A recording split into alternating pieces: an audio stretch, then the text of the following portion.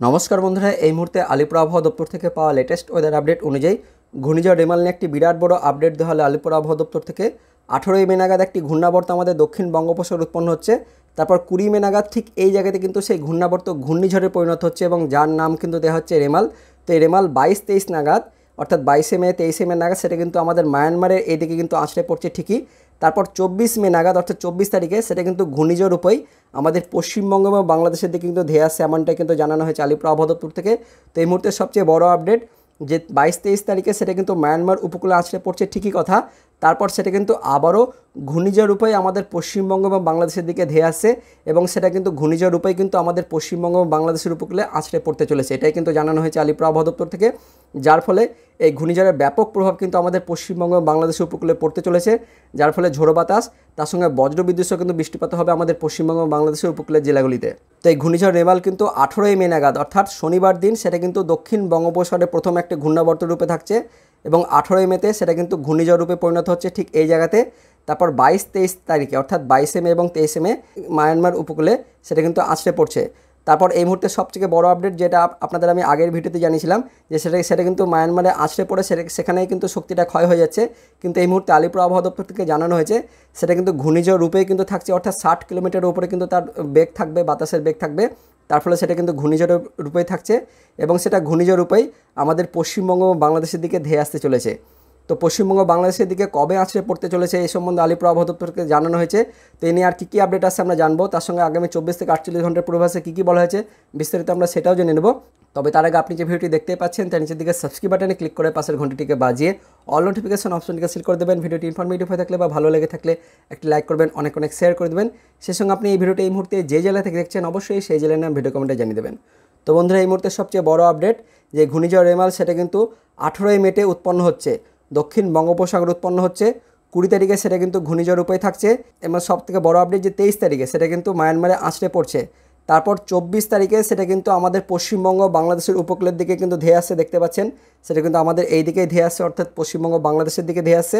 এবং সবচেয়ে বড় আপডেট আলিপুর আবহাওয়া দপ্তর থেকে দেওয়া হয়েছে যে 25 তারিখ অর্থাৎ শনিবার দিন সন্ধ্যার পর সেটা কিন্তু আমাদের পশ্চিমবঙ্গ বাংলাদেশের উপকূলে কিন্তু আছড়ে পড়তে চলেছে এবং যার প্রভাব শুক্রবার থেকে কিন্তু শুরু হয়ে যাবে এবং 24 তারিখ শুক্রবার থেকে কিন্তু এই ঘূর্ণিঝড়ের প্রভাব আমাদের পশ্চিমবঙ্গ বাংলাদেশের উপকূলের জেলাগুলিতে কিন্তু শুরু হয়ে যাবে। মেঘলা আকাশ থাকবে, তার সঙ্গে ঝোড়ো বাতাসও শুরু হবে 24 তারিখ থেকে, আর 25 তারিখে কিন্তু সবথেকে বেশি প্রভাব পড়বে। তার সঙ্গে আপনাদের আরও জানাবো যে যখন এই ঘূর্ণিঝড়টি যখন তৈরি হবে অর্থাৎ যখন উৎপন্ন হবে দক্ষিণ বঙ্গোপসাগরে 20 তারিখে নাগাদ, তো সেই সময়ে কিন্তু আমাদের পশ্চিমবঙ্গ বাংলাদেশে কিন্তু ঝড় বৃষ্টিপাত হবে, দেখতে পাচ্ছেন মেঘলা আকাশ কিন্তু থাকছে পশ্চিমবঙ্গ বাংলাদেশের উপরে। 21 তারিখে কিন্তু থাকছে, দেখতে পাচ্ছেন 21 তারিখে কিন্তু ঝড় বৃষ্টিপাত হবে আমাদের পশ্চিমবঙ্গ বাংলাদেশে, 22 তারিখও হবে, তার সঙ্গে সঙ্গে 23 তারিখ হবে, অর্থাৎ 20 তারিখ থেকে কিন্তু এর প্রভাব কিন্তু আংশিক প্রভাব শুরু হয়ে যাবে এবং 24 তারিখে কিন্তু প্রভাবটা কিন্তু বেশি হবে। তারপর 25 তারিখে কিন্তু আরও বেশি কিন্তু প্রভাব পড়বে এবং 25 তারিখে এই ঘূর্ণিঝড় রেমাল আমাদের পশ্চিমবঙ্গ বাংলাদেশে আছড়ে পড়তে চলেছে। তো এই সম্বন্ধে আলিপুর আবহাওয়া দপ্তর থেকে কী আপডেটটা দেওয়া হয়েছে সেই আপডেটটি এবার আমরা দেখে নেব। তো এই ঘূর্ণিঝড় রেমাল নিয়ে কী আপডেট আছে আপডেটটি আমরা জানবো। তাপ প্রবাহের আশঙ্কার মধ্যে ঘূর্ণিঝড়ের ভ্রুকুটি বিস্তারিত জানবো। কী বলা হয়েছে, দুর্যোগ সরতেই দহনজ্বালা ফিরে এসেছে, ঊর্ধ্বমুখী পারদ দেখে তাপপ্রবাহের আশঙ্কা করছে আবহাওয়া দপ্তর।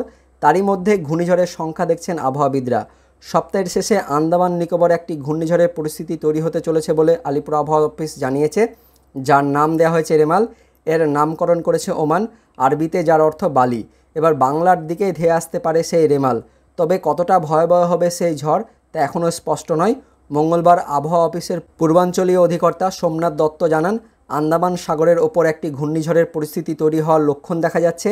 আগামী সোমবার অর্থাৎ 20 মে নাগাদ ঘূর্ণিঝড়ের পরিস্থিতি তৈরি হবে, যা ঘূর্ণিঝড় রূপ নেবে, অর্থাৎ 20 তারিখে ঘূর্ণিঝড়টি রূপ নেবে। তারপর ঘূর্ণিঝড়ে পরিণত হলে এর নাম হবে রিমাল বা রেমাল। এবং এই মুহূর্তে সবচেয়ে বড় আপডেট, 25শে মে সন্ধ্যার পর অর্থাৎ শনিবারে সেটি পশ্চিমবঙ্গ বা বাংলাদেশ দিয়ে ভূভাগে প্রবেশ করতে পারে। তো বন্ধুরা দেখতে পাচ্ছেন এই মুহূর্তে আলিপুর আবহাওয়া দপ্তর থেকে জানানো হয়েছে 25শে মে সন্ধ্যার পর এই ঘূর্ণিঝড় রেমাল সেটা কিন্তু পশ্চিমবঙ্গ বা বাংলাদেশ দিয়ে ভূভাগে প্রবেশ করতে পারে। তবে সেই ঘূর্ণিঝড় কতটা শক্তিশালী হবে তা এখনও স্পষ্ট করে বলতে পারছেন না হাওয়া অফিস। এদিকে দাবদাহের মধ্যেই চলে এলো দক্ষিণ পশ্চিম মৌসুমী বায়ু খবর। নির্ধারিত সময়ের 3 দিন আগে বর্ষা ঢুকছে আন্দামান ও নিকোবর দ্বীপপুঞ্জ এলাকায়। পূর্বাঞ্চলীয় অধিকর্তা জানান, 22শে মে অর্থাৎ আগামী বুধবার আন্দামান নিকোবরে দক্ষিণ পশ্চিম মৌসুমী বায়ু প্রবেশ করার কথা, কিন্তু তার আগে শনিবার মৌসুমী বায়ু প্রবেশ করে যাবে। অর্থাৎ 3 দিন আগে কিন্তু মৌসুমী বায়ু প্রবেশ করে যাচ্ছে, মানে কিন্তু বর্ষা কিন্তু ঢুকে যাচ্ছে। তো আন্দামান হয়ে কেরলে ঢোকে মৌসুমি বায়ু, তারপর আমাদের রাজ্যে প্রবেশ করে। তো আন্দামানে বর্ষা আগে ঢোকায়, এবার রাজ্যেও বর্ষার নির্ধারিত সময়ের আগে কিন্তু প্রবেশ করতে পারে, যেটা আপনাদের আমি আগের ভিডিওতে বলেছিলাম। মোটামুটি জুন মাসের প্রথম সপ্তাহে কিন্তু বর্ষা কিন্তু এবার ঢুকে যাবে। এই ঘূর্ণিঝড়ের হাত ধরেই কিন্তু এবার বর্ষা কিন্তু আমাদের পশ্চিমবঙ্গ তথা বাংলাদেশে কিন্তু ঢুকতে চলেছে, অর্থাৎ নির্ধারিত সময়ের কিন্তু আগেই কিন্তু এবার বর্ষা প্রবেশ করতে চলেছে এই ঘূর্ণিঝড়ের জন্যই। তো জেলায় জেলায় কোথাও কোথাও 2 থেকে 4 ডিগ্রির পারদ বৃদ্ধি পেয়েছে ইতিমধ্যেই। পশ্চিমী জেলা ও উপকূল জেলাগুলিতে গরম ফের চরমে পৌঁছবে। জলীয় বাষ্প থাকায় অস্বস্তিকর পরিবেশে গলদঘর্ম অবস্থা হবে। তো আগামী সপ্তাহে তাপপ্রবাহের পরিস্থিতি দেখা দিতে পারে। আবহাওয়া দপ্তর জানিয়েছে ফের পারদ 40 ডিগ্রি ছাড়িয়ে যেতে পারে। আগামী 4-5 দিন সব জেলায় তাপমাত্রা হু হু করে বাড়বে। শনিবারের মধ্যে 3 থেকে 5 ডিগ্রি সেলসিয়াস বেড়ে যাবে। পশ্চিমের জেলায় পারদ ফের 40 ডিগ্রি পার করে যেতে পারে। তো বন্ধুরা দেখতে পাচ্ছেন যে আগামী এক সপ্তাহে কিন্তু আবারও কিন্তু তাপমাত্রা বাড়তে পারে এবং 40 ডিগ্রি তাপমাত্রা পেরিয়ে যাবে। তার ফলে কিন্তু আবারও কিন্তু তাপপ্রবাহ শুরু হতে পারে। বিশেষ করে পশ্চিম দিকে যে জেলাগুলি রয়েছে অর্থাৎ পশ্চিমী জেলা, সেই সমস্ত জেলায় কিন্তু এই তাপপ্রবাহ কিন্তু চলতে পারে। তার সঙ্গে সঙ্গে এটাও কিন্তু বলা হয়েছে যে 25শে মে নাগাদ ঘূর্ণিঝড় রেমাল সেটা কিন্তু আমাদের পশ্চিমবঙ্গ বাংলাদেশে আছড়ে পড়তে পারে। তো এই ঘূর্ণিঝড় রেমাল কত বেগে আছড়ে পড়বে, কোথায় আছড়ে পড়বে, কোন দিক দিয়ে যাবে, কোন কোন জেলায় তাণ্ডব চালাবে, এই সম্বন্ধে পরবর্তীকালে আপডেট এলে অবশ্যই আমরা আপনাদের ভিডিও করে জানিয়ে দেবো। তো এটাই ছিল এই মুহূর্তে লেটেস্ট ওদের আপডেট। তো ভিডিওটি ইনফরমেটিভ হয়ে থাকলে বা ভালো লেগে থাকলে একটি লাইক করবেন, অনেক অনেক শেয়ার করে দেবেন। তো দেখা হচ্ছে পরবর্তী লেটেস্ট ওদের আপডেট নিয়ে। ততক্ষণের জন্য বন্দে মাতরম, জয় হিন্দ।